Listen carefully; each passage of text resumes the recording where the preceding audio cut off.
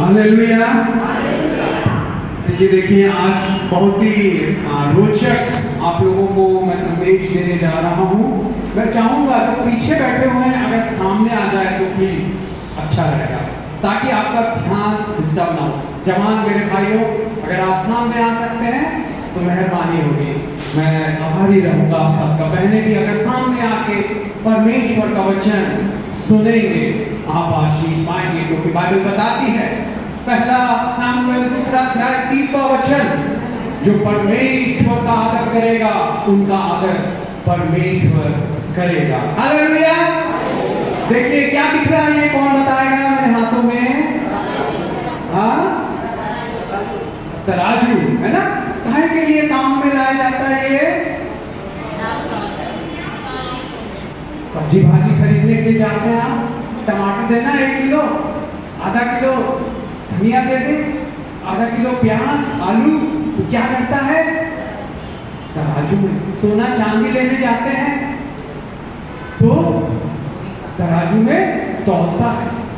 और मैं आज आपको बताने जा रहा हूँ, कृपया सुजीत भाई आ जाए और रवि भाई। देखिए मेरी जेब से सुजीत आप पेन निकालिए, मेरे जेब से कंघी है,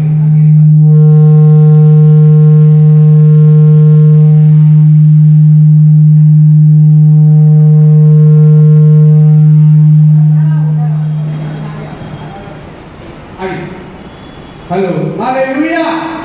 हम सारी अंधकार की शक्तियों को बांधते हैं यीशु के नाम से। साउंड सब ठीक रहे, आपके बच्चे पिता आपका जीवित पराक्रमी आशीष भरा वचन सुन सके।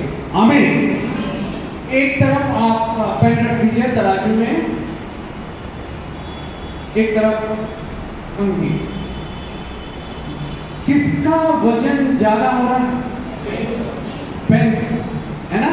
मगर आप सोनार की दुकान में जाते हैं सोना लेने के लिए, अपने गहने लेने के लिए, अगर ऐसा वजन हो तो वो देगा क्या?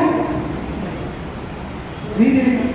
अगर आपको ऐसा वजन मिल रहा है, आप ये इतना दे रहे हैं, है ना, इतना ग्राम, मगर नहीं हो रहा है, तो क्या करेंगे आप? बोलेंगे नहीं, तराजू क्या होना चाहिए? बराबर होना चाहिए। प्याज लेने गए, आलू लेने गए, हटा लीजिए। तो समझ में आया? मतलब आज मेरे संदेश का शीर्षक है संतुलित माता, संतुलित मसीही जीवन। सब बोले संतुलित मसीही जीवन, बैलेंस्ड क्रिश्चियन लाइफ। और भी सुंदर उदाहरण से समझाता हूं आपको। 2 पैर परमेश्वर ने बनाए, सबके 2 पैर हैं, परमेश्वर की उपहार मिला है हमारा शरीर। अगर मैं चलने की कोशिश करूं एक पैर से दौड़ने की कोशिश करूं, खड़े रहने की कोशिश करूं, कितनी देर खड़े रह पाऊंगा मैं? कितनी देर? देखिए अभी मैं सहारा चलने की दौड़ने की कोशिश किया, कुछ कदम जाके मुझे बैलेंस करना पड़ेगा, संतुलन करना पड़ेगा, है ना। सही बात है कि मसीही जीवन में भी संतुलन का होना बहुत ही महत्वपूर्ण है। Very important to live a balanced Christian life. मेरे प्रियो, एक सुंदर कहानी बताना चाहूंगा आपको। 4 अंधे थे। अंधे कौन रहते मालूम है ना? जिनको देख नहीं पाते, सफेद ये कलर नहीं देख पा रहे, क्या लिख रहा हुआ है वो देख नहीं पा रहे हैं, सुंदर नीला आसमान नहीं देख पा रहे, हरे हरे हरियाली नहीं देख पा रहे। वो 4 अंधे, उन्होंने हाथी के बारे में सुना था। अरे हाथी बहुत बड़ा रहता है, वो कितना सामर्थ्यशाली पहलवान रहता है, आदमियों को घरों को तोड़ देता है। तो एक दिन वो इच्छा कर रहे थे कि हाथी हमको, हम देखना चाहते, हम छूना चाहते, तो ये दिखाई तो नहीं देता था। एक दिन उन्होंने सुना उनके सड़क में से हाथी आ रहा है। सबका ध्यान मेरी तरफ हो। मेरे प्रियो, मैं जब आपको इतने रोचक उदाहरणों से बता रहा हूं तो मैं चाहूंगा आपका ध्यान मेरी ओर हो। मैं आंखों को देख के समझ जाता हूँ कहाँ किसका ध्यान है। मैं प्रोफेसर भी रहा हूँ, बाइबल टीचर भी रहा हूँ, है ना? तो आप मेरी ओर ध्यान देंगे, मेरे को समझ में आ जाएगा कि कौन किसका ध्यान इधर है उधर है करके आंखों से मेरे को देख के समझ में आ जाएगा। ठीक है, तो मैं 4 अंधों के बारे में बता रहा हूँ। 4 अंधों ने सुना, अरे हाथी आ रहा है हमारी सड़क में, हम आज तो देखेंगे, दिखता तो नहीं है, कैसे देखेंगे? छू के देखेंगे। और उनके मित्र लोग आए, बोले अरे हाथी आ गया, घर के सामने आ गया, चलो चलो चलो। सब निकले खुशी के साथ हंसते हुए, अरे हाथी के पास जाएंगे। और उनके मित्र लोगों ने उनको हाथी के पास छोड़ दिया। एक अंधे ने हाथी की सूंड पकड़ ली, सूंड। एक ने उसका पैर पकड़ लिया, एक ने उसका पूंछ पकड़ ली, एक ने उसके हाथी के जो दांत रहते हैं ना सफेद कड़े, वो पकड़ लिए। और फिर बड़े खुश हुए, अरे वाह आज हमने हाथी देख लिया। वापस वो देख के आ गए और बताने लगे एक दूसरे को, अरे हाथी कैसा दिखता है? खंबे के समान दिखता है। कौन बोल रहा है खंबे के समान? गोल खंबे के समान। जो पैर जिसने पूंछ पकड़ी थी वो कहने लगा, अरे ये तो बड़े रस्सी के समान है, उसके नीचे में पूंछड़े हैं। एक ने दांत देख लिए, जो छुआ था उसको, वो बोलने लगा, अरे नहीं वो कोई नोकीला, उस एकदम कड़ा पत्थर जैसा है, रंग को नहीं देख पाया, हाथी दांत सफेद है। मेरे प्रियो आपस में वो बहस करने लगे, लड़ाइयां करने लगे, नहीं ऐसा है वैसा है। मसीही जीवन में भी बाइबल बताती है कि हमें संतुलन बनाए, संतुलित मसीही जीवन जीना है, ना कोई ज्यादा ना कोई कम। यीशु मसीह का बहुत प्यारा अद्भुत वचन है, मत्ती 22:21 में एक सिक्का लिया, सिक्के को उछाला और लोगों ने पूछा टैक्स देना चाहिए कि नहीं? उन्होंने कहा जो कैसर का है वो कैसर को दो, और जो परमेश्वर का है वो परमेश्वर। हमारे जीवन में भी, आत्मिक जीवन में भी, मसीही जीवन में भी परमेश्वर यीशु मसीह आज अपनी कलीसिया से, अपने बच्चों से कह रहे हैं, संतुलन बनाए अपने जीवन। क्यों जरूरी? बताना चाहूंगा सच्ची घटनाएं। मेरे पास कुछ महीने पहले फोन आया नागपुर की एक बहन का, ब्रदर पास्टर जी मेरे पति के लिए प्रार्थना कीजिए, पुलिस में बड़े अफसर हैं, ऑफिसर हैं नागपुर पुलिस में। क्या हुआ? बोले वो घर छोड़ के किसी पराई स्त्री के साथ रहे हैं। आप प्रार्थना कीजिए, मेरा एक लड़का है, 8वीं पढ़ता है, वो भी कहना नहीं मानता, उसको मैं कैसे पालूंगी? मैं नौकरी नहीं करती, मेरा पति मुझे पैसे नहीं दे रहा, वो पराई स्त्री उसी के डिपार्टमेंट के घर में रह रहा है, मैं क्या करूं? प्रार्थना कीजिए, प्रार्थना किए, प्रभु देता है बुद्धि की आत्मा। आपको लोगों के क्या प्रॉब्लम है, सही में सब प्रार्थना तो करते हैं, परंतु क्या जड़ समस्याओं की जड़ है? What's the root cause? Yeshu Masih बुद्धि ज्ञान देता है। मैंने प्रार्थना की, यीशु जो गलत संबंध है टूट जाए, हालेलुया, उनके बीच में गड़बड़ी होने लगे, अनबन होने लगे, टूट जाए। परंतु उसके बाद प्रार्थना के बाद मैं पूछा, बहन आप कैसे अपने पति के साथ व्यवहार करती थी? क्या उसको प्यार करती थी, उनकी सेवा करती थी? बोले नहीं पास्टर जी, मैं जिस कलीसिया में आती जाती से हूँ, मैं कलीसिया में नागपुर के वो पास्टर जी हर दिन मीटिंग लेते हैं, सुबह से लेकर शाम तक की मीटिंग्स रहती है, और कई दिन तो उपवास प्रार्थना, तो मैं सुबह 8 बजे से मीटिंग चालू होती है, मैं 8 बजे वो चर्च में पहुंच जाती हूँ। पास्टर जी मेरे से बहुत खुश रहते, बोले ऐसी विश्वासी होना चाहिए, रोज अटेंड कर रही है, उपवास रख रही है, घर में पति को ड्यूटी जाना है 9 बजे, उसके लिए खाना नहीं बनाई। बोली तुम जब उनके साथ रहता था उसका पति, उसके साथ शादी हुई, बेटा हुआ, मगर ये मसीह को ग्रहण की उसके बाद उसकी असंतुलन जीवन चालू हुआ। एक पैर से कलीसिया में सुबह 8 बजे से आ जा रही है, शाम तक रह रही है, एक के बाद एक मीटिंग, एक के बाद एक, वो प्रार्थना, दुआ, वंशवाणी की सभा, ये सभा, वो सभा, घर के बारे में बिल्कुल ख्याल नहीं रखते। पति को बोल दे रही है तुम बाहर खा लेना ना जी, होटल में खा लेना, बच्चे को भी बोल रही है तू भी बाहर खा लेना अपने पिताजी के साथ, या पैसे ले लेना पापा से, वो खा लेना होटल में, रेस्टोरेंट में।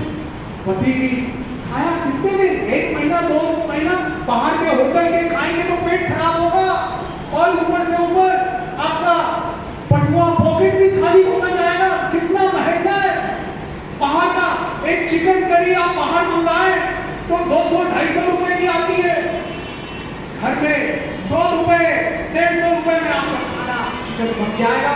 और कितने दिन आप चला सकते हैं एक चिकन, ऐसा करके उसका बजट बिगड़ने लगा, उसका पति उससे परेशान होने लगा। अरे तू मीटिंग जा रही है ठीक है, मैं मना नहीं कर रहा हूं, पर तू खाना बना के तो जा, तू क्यों हमारी चिंता नहीं कर रहे। बच्चा भी बड़ा होते जा रहा है, उसने ये भी निवेदन दिया, पास्टर जी प्रार्थना कीजिए, मेरा बच्चा 8वीं क्लास में पढ़ता है, कहना नहीं मानता, घूमता रहता है, पढ़ने लिखने में मन नहीं करता उसका। क्यों? उसको माता का प्यार नहीं मिला। बाइबल बताती है हमें क्या करना है। ये हमारे परिवार के संबंधी, आपका पति, आपकी पत्नी, आपके बच्चे, आपके रिश्तेदार परमेश्वर की तरफ से दिए गए उपहार, वो हमेशा नहीं रहेंगे। हम देख रहे हैं असमय मृत्यु, असमय बीमारियां। क्या कहती है बाइबल? बड़ा सुंदर वचन है, बैलेंस संतुलित मसीही जीवन जीने के लिए जो कैंसर का है वो कैंसर को दो, जो परमेश्वर का है परमेश्वर को दो। मीटिंग आ रहे हैं आप, अच्छी बात है, परंतु अपने पति को जो छोड़ के आना, जो टूटी जाना, भूखे कैसे बिना नाश्ता किए कैसे जाएंगे वो? क्या आपको अच्छा लगेगा? यीशु मसीह प्यार सिखाता है, अपने पड़ोसी से, अपने घर वालों से प्यार करो, उनकी चिंता करो। बाइबल बताती है पहला तिमोथी 5वां अध्याय 8वां वचन, जल्दी से अगर खोल लें तो अच्छा रहेगा, नहीं तो मैं आपको बताऊंगा क्या लिखा हुआ है। पहला तिमोथी 5वां अध्याय 8वां वचन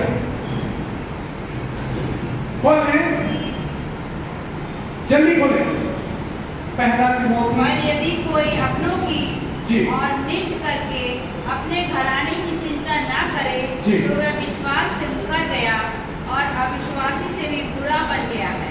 अभी सदा मेरे भाइयों, मेरे प्यारे भाइयों, मेरी प्यारी बहनों, अपने परिवार वालों की आप चिंता कीजिए। आप अच्छी बात है संडे को चर्च में आते हैं, मीटिंग्स में आते हैं, परंतु क्या आप उनके लिए खाने का, बच्चों का, पति का, पत्नी के खाने का इंतजाम करके, उनकी देखभाल करके, व्यवस्था करके आते हैं? बच्चों को ट्यूशन जाना है, स्कूल जाना है, या आप अपनी जिम्मेदारी छोड़ देते हैं? संतुलित जीवन जिए, संतुलन बनाए रखे मसीही जीवन, आप आशीष पाएंगे, आप गिरेंगे नहीं।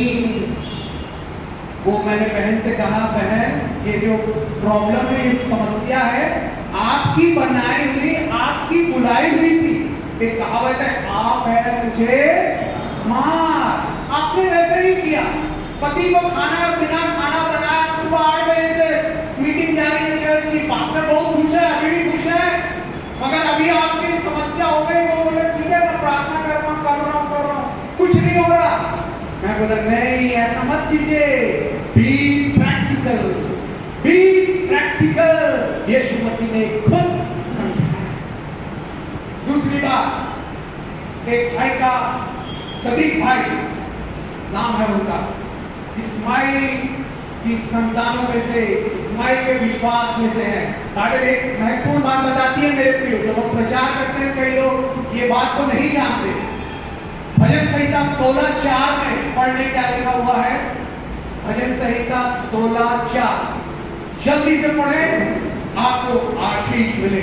भजन संहिता 16:4 जल्दी। जो पराए देवता के नीचे भागते हैं, जी उनका दुख बढ़ जाएगा। हाँ मैं उनके लोगों वाले का नहीं चढ़ाऊंगा जी। और उनका नाम अपने होठों से नहीं लूंगा। नाम उनका मैं होठों से नहीं लूंगा। किनका? पराए देवता लोगों का। ध्यान रखिएगा मेरे भाइयों बहनों, पराए देवताओं का नाम अपने मुख से नहीं लेना। कई लोग, कई प्रचारक लोग भी नाम लेते हैं, ये वो, अवॉइड इट। दूसरा वचन निर्गमन 23:13, निर्गमन 23:13। जो जल्दी पढ़ सकता है वो माइक ले जा सकता है यहां से। जल्दी पढ़ें। जब तेरी बोई हुई खेती की पहली उपज तैयार हो, तब कटनी का पर्व मानना। वर्ष के अंत में जब तू निर्गमन 23:13। जो कुछ मैंने तुमसे कहा है जी। उसमें सावधान रहना जी। और दूसरे देवताओं के नाम की चर्चा न करना। हमें वे तुम्हारे मुंह से सुनाई भी ना दे। दूसरे देवताओं के नाम की चर्चा नहीं करना और तुम्हारे मुंह से सुनाई भी ना मुंह से सुनाए भी ना। ध्यान रखें मेरे भाई, मेरी बहन, क्या ऐसा होता है आपसे? ये वचन बता रहा है, पूरा एक नाम ले लें। सदीक भाई का फोन आया, बोला मैंने यीशु को भेंट किया कुछ महीने पहले, पास्टर जी आपकी गवाही हमने यूट्यूब में सुनी, बहुत अच्छी लगी, एकदम हृदय रोना आ गया हमको, इतना हृदय स्पर्श हुआ, इतनी तसल्ली मिली, आनंद मिला, एक आशा मिली। और प्रार्थना कराया नौकरी मिल जाए। नौकरी मिल गई, थोड़े दिनों बाद संपर्क में रहा। उसके बाद अचानक से एक दिन फोन आया, पास्टर जी मुझे नौकरी मिल गई है, मेरी पेमेंट है 7,000 रुपए। और उसके बाद महीने बीतते गए, अचानक से उसका फोन आया रात के 11 बजे। कौन 11 बजे? 2-3 बार फोन कर रहा, मैं बोला बेहद समस्या में होगा इसलिए फोन कर रहा है। मैंने उठाया, बोला पास्टर जी मैं बड़ा आत्मिक तनाव में हूँ। मैं बोला क्या हो गया? नौकरी चल रही है, छूट तो नहीं गई? नहीं, नौकरी अच्छी चल रही है। मेरा परिवार वाले विरोध कर रहे थे, वो भी अब बोलते हैं जा हमको कोई नहीं है, बाइबल पढ़, कोई प्रॉब्लम नहीं, नो प्रॉब्लम, पढ़ते रहे, हमको प्रॉब्लम नहीं। मतलब फिर क्या हुआ? बोले मैं आजकल ऑनलाइन जो रहते हैं ना, उनसे एक प्रॉफिट जी से मिला, भविष्यवक्ता से। उन्होंने बोला तुम मेरे से प्रार्थना कराओगे, इतने पैसे दो, इतना सीड दो, इतना बीज दो, तब प्रार्थना कर सकता हूं मैं। मैंने पैसे भेजे, वो सीड बीज बो दिया। उन्होंने मेरे ऊपर भविष्यवाणी की, तेरा माँ का ऐसा होगा, तेरे भाई का ऐसा होगा, ऐसा वैसा करके।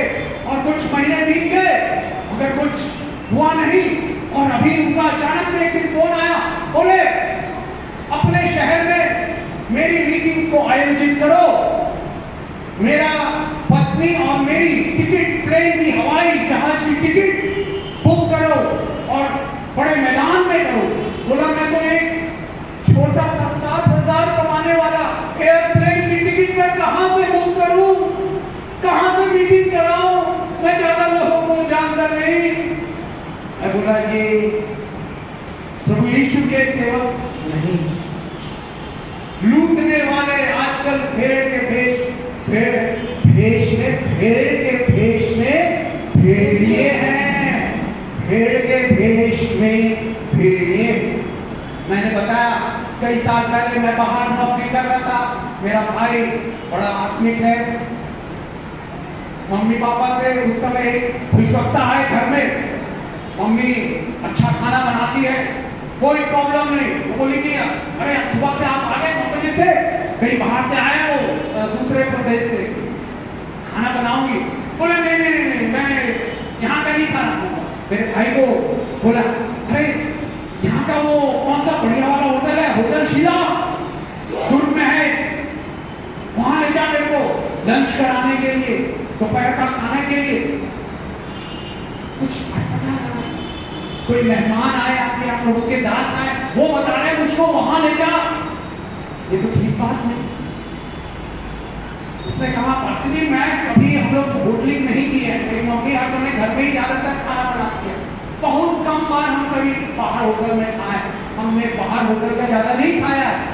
फिर भी आप कहते हैं तो मैं आपको ले चलता हूँ।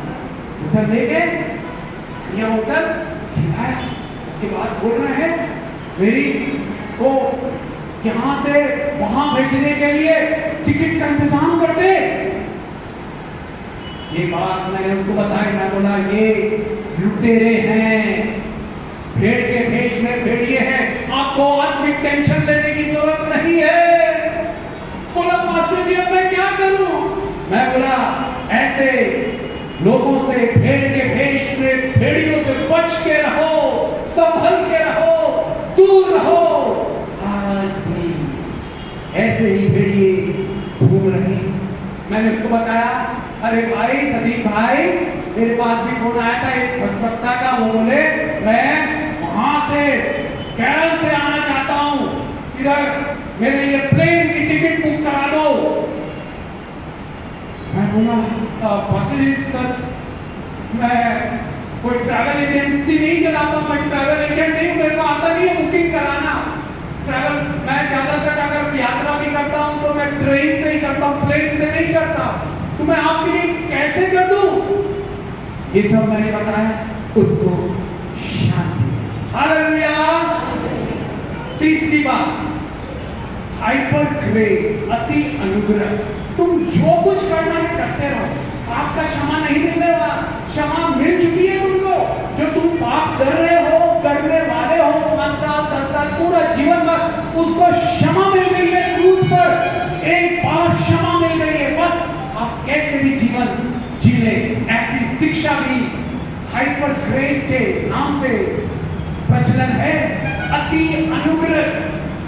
अगर क्या बताती है, अगर हम पाप करते रहे कि दंड नहीं है। एक बड़ा प्यारा वचन है सबोपदेशक 8वां अध्याय 11वां वचन में, अब जल्दी से पढ़ेंगे तो मैं ज्यादा बहुत सुंदर सुंदर वचन बता सकता हूँ। सबोपदेशक 8वां अध्याय 11वां वचन, जल्दी पढ़े, जोर से पढ़े। रवि भाई आपको आने, हाँ पढ़िए। बुरे काम के दंड की आज्ञा जी फुर्ती से नहीं दी जाती, जी। इस कारण मनुष्यों का मन बुरा काम करने की इच्छा से भरा रहता है। बुरे काम करने का दंड जो क्या है, फुर्ती से नहीं दी जाती। बाइबल में पुराने नियम में ऐसा होता था, चोरी की तुरंत, व्यभिचार किया तुरंत आपको दंड मिल जाए, परंतु आजकल ऐसा अनुग्रह है, ठीक है, मगर अति अनुग्रह नहीं है। क्योंकि आज भी क्या हो रहा है मालूम है, एक अभी जीवित मतलब एग्जाम्पल है ये रियल लाइफ का, पढ़ ले व्यवस्था विवरण 28 तक 43 और 44। व्यवस्था विवरण 28 अध्याय 43 एंड 44। जिनको मिले जल्दी से पढ़े,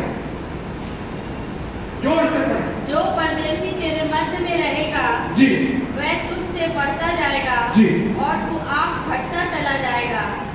वह तुझको उधार देगा परंतु तू उसको उधार न दे सकेगा। वह तो सिर और तू पूंछ ठहरेगा।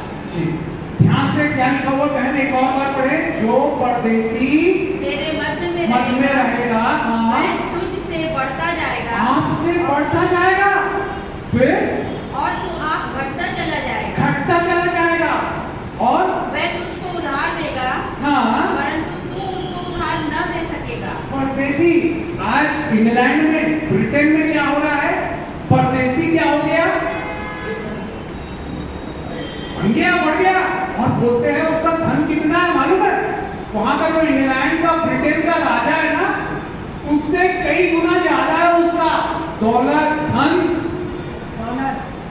आज भी ये जो श्राप दिया हुआ व्यवस्था विवरण 28 13 से आगे में आप पढ़ सकते हैं, अलग अलग प्रकार का ऐसा नहीं है कि कुछ भी करते रहो, कुछ भी पाप करते रहो। वहां केवल 5% लोग चर्च जाते हैं। शनिवार संडे को सब पी के घर में गोल्फ खेल रहा है, कोई स्विमिंग कर रहा है, कोई फिशिंग कर रहा है, चर्च नहीं जाते। ये दंड आ गया। परदेसी उनसे ऊपर उड़ गया, उनसे धनी हो गया। हाय, परमेश्वर का वचन, परमेश्वर ठट्ठों में नहीं उड़ाया जाता। जो व्यक्ति जैसा हो रहा है वैसे ही काटेगा। गलातियों की किताब 6वां अध्याय 7वें वचन में ऐसा लिखा हुआ है, पढ़ने की जरूरत नहीं है। और सबसे बड़ा उदाहरण यीशु मसीह का था। उन्होंने कैसे जीवन जिया? संतुलित जीवन जिया, बैलेंस लाइफ। कैसे? आप पूछ सकते हैं पास्टर जी कैसे? कब उसने सेवकाई चालू की? कितने साल में? 30 साल में। ऐसा तो नहीं कि 11-12 साल में घर छोड़ दिया। ना ना ना ना, 30 साल क्या करता रहा? बाइबल में दिया हुआ टाइम नहीं है हमारे पास। वो अपने माता पिता के आज्ञा में रहा और उनके साथ रहा, पढ़ाई का काम करता रहा। उसका पिता यूसुफ पढ़ाई था।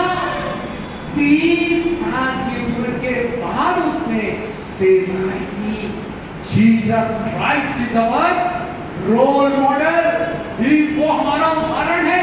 हमें भी क्या करना है? उससे सीखना है।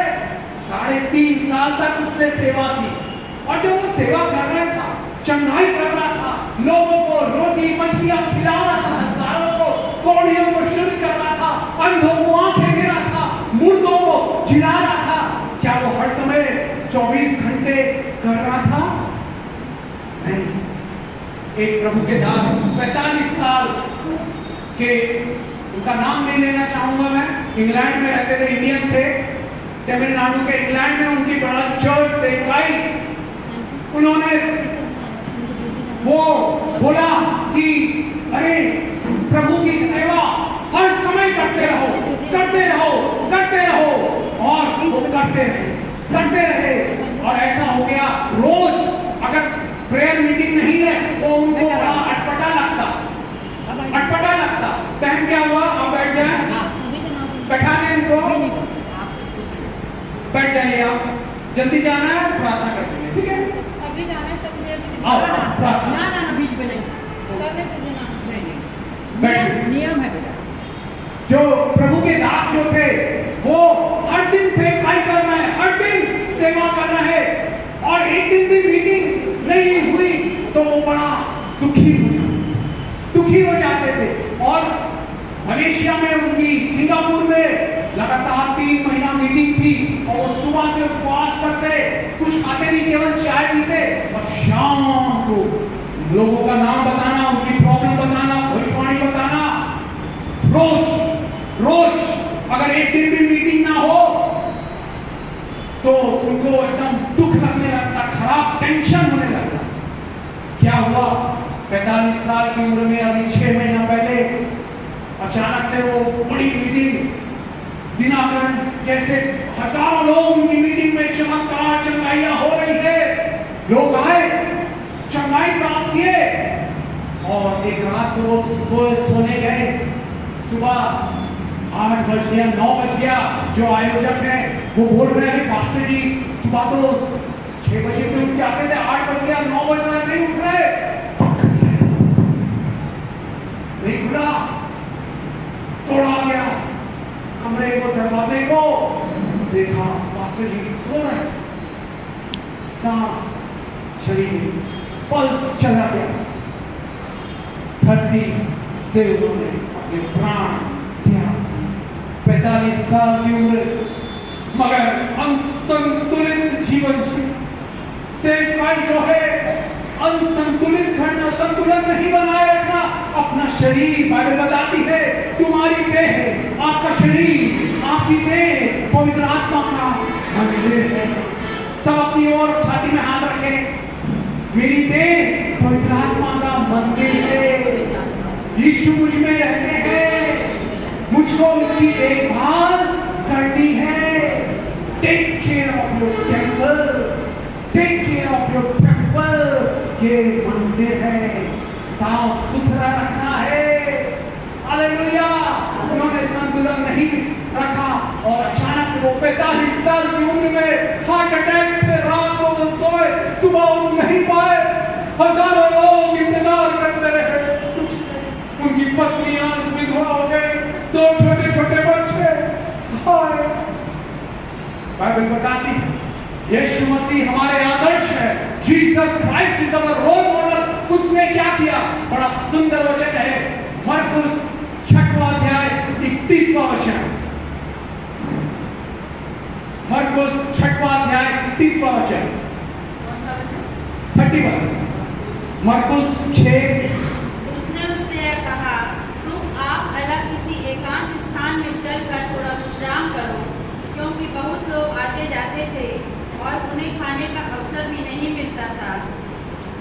6:31। जी जी इसलिए वे नाव पर चढ़कर सुनसान जगह में चले गए। हालेलुया। देखिए क्या लिखा हुआ, एकांत में जाके क्या कर रहा है वो? विश्राम कर रहा है। जोर से बोलिए ना। विश्राम कौन कर रहा है? यीशु मसीह। और अपने चेलों को भी बोल रहा है विश्राम करने के लिए। हर समय वो चंदा नहीं करना, भीड़ से वो अलग होके विश्राम करता, क्योंकि शरीर है उसको आराम की आवश्यकता है। जब परमेश्वर के पुत्र को आवश्यकता रही आराम की, आपको भी आराम की आवश्यकता है मेरे भाइयों बहनों। ये जीवन जो है अनमोल है, बेशकीमती है, बहुमूल्य है, बार बार नहीं मिलेगा। एक बार जीवन, ओनली वन लाइफ। हमें विश्राम भी करना है। यीशु मसीह ने भी किया, अपने चेलों को भी बोला विश्राम करो। और भी ऐसा बाइबल बताती है, लोग कहते हैं यीशु मसीह ने क्या कहा? किसी का न्याय मत करो, दोष मत लगाओ, है ना? मत्ती 7:1 में लिखा हुआ।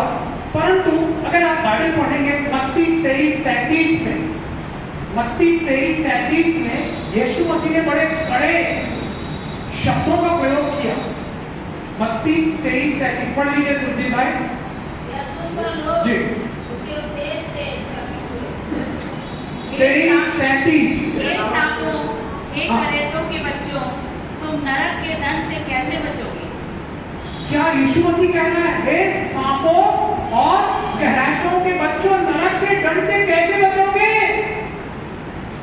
बैलेंस करना है मेरे प्रियो, दोष मत लगाओ। परंतु यीशु मसीह क्या कह रहे हैं? मत्ती 23 समय हो गया है, पढ़ लीजिएगा।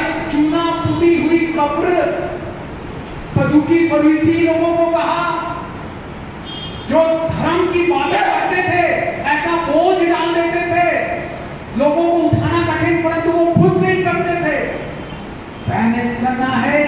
बाइबल बताती है कलीसिया के लिए भी, पहला कुरिन्थियों 5वां अध्याय उसके आखिरी वचनों में आप पढ़ेंगे। पहला कुरिन्थियों 6वां अध्याय 1 से 6 में दिया हुआ है, तुम स्वर्गदूतों का न्याय करने जा रहे हो, तो आपस में न्याय नहीं कर सकते, जज नहीं कर सकते। कौन कुकर्मी है, कौन चोर है, कौन धोखेबाज है, कौन झूठा है, कौन व्यभिचारी है, तुम कैसे स्वर्गदूतों का न्याय करोगे? पहला कुरिन्थियों 6वें अध्याय पहले वचन से लेके 6वें वचन तक जरूर घर में जाके पढ़िएगा, वहां लिखा हुआ है। लोग कहते हैं अरे हम न्याय नहीं कर सकते, हम दोष नहीं लगा सकते। अरे यीशु मसीह सांप के बच्चे, कैद के बच्चों को सांप, चुना पुती हुई कब्र बोल रहे हैं। और कलीसिया में पौलुस कह रहा है उस कुकर्मी को निकाल दो। पहला कुरिन्थियों 5वां अध्याय आखिरी वचन, कुकर्मी को निकाल दो जो विश्वासी कहला के भी ये पाप करता है। पाप में जीवन आप मिला सिस्टर। पर मेरा कहना यह है कि जी। यदि कोई भाई कहलाकर जी। व्यभिचारी या लोभी या मूर्ति पूजक या गाली देने वाला जी। या पियक्कड़ या अंधेर करने वाला हो, जी। तो उसकी संगति मत करना, हाँ। वरन ऐसे मनुष्य के साथ खाना भी न खाना, खाना भी नहीं खाना, ये लिखा हुआ है। और क्योंकि मुझे बाहर वालों का जी। क्या तुम भीतर वालों का न्याय नहीं करते, परंतु बाहर वालों का न्याय परमेश्वर करता है। इसलिए उस कुकर्मी को अपने बीच में से निकाल दो। साफ कह रहा है ये बैलेंस। इसलिए बाइबल कहती है 2 तिमोथी 3 अध्याय 15 और 16 में संपूर्ण पवित्र शास्त्र, पढ़ लीजिए आखिरी वचन ये 2 तिमोथी 3 अध्याय 15 और 16। संपूर्ण पवित्र शास्त्र जी। परमेश्वर की प्रेरणा से रचा गया है जी। और उपदेशक और समझाने और सुधारने और धर्म की शिक्षा के लिए लाभदायक है, आमीन। हाँ। ताकि परमेश्वर का जन सिद्ध बने और हर एक भले काम के लिए तत्पर रहे। आमीन।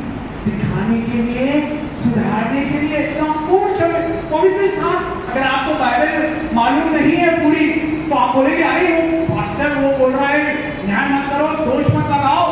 अरे जब आप देख रहे हैं वो गड्ढे में है, आप बताएंगे अरे गड्ढे है, गिर गया है, तू निकल जा, है कि नहीं? संपूर्ण पवित्र शास्त्र। इसलिए आप बच सकते हैं आज के जमाने में, आज के ठगी के जमाने में, आज धोखे के जमाने में।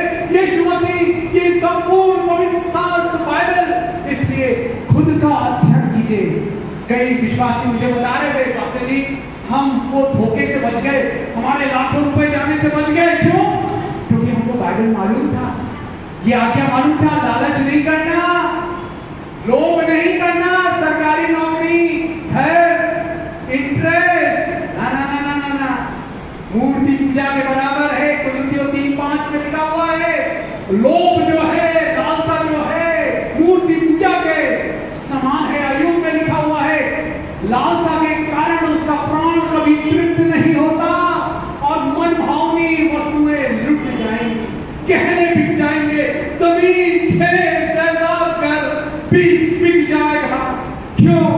लालच ना मेरे प्रियो। संपूर्ण पवित्र शास्त्र। आइए हम सब खड़े हो जाएं, खड़े हो जाएं और कहेंगे, अंगीकार करेंगे, सब जल्दी खड़े हो जाएं। हालेलुया।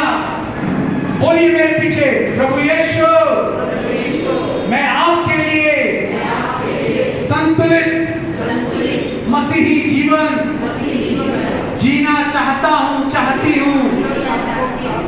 मेरी मदद कर, मैं खुद बाइबल पढ़ सकूं, सुन सकूं।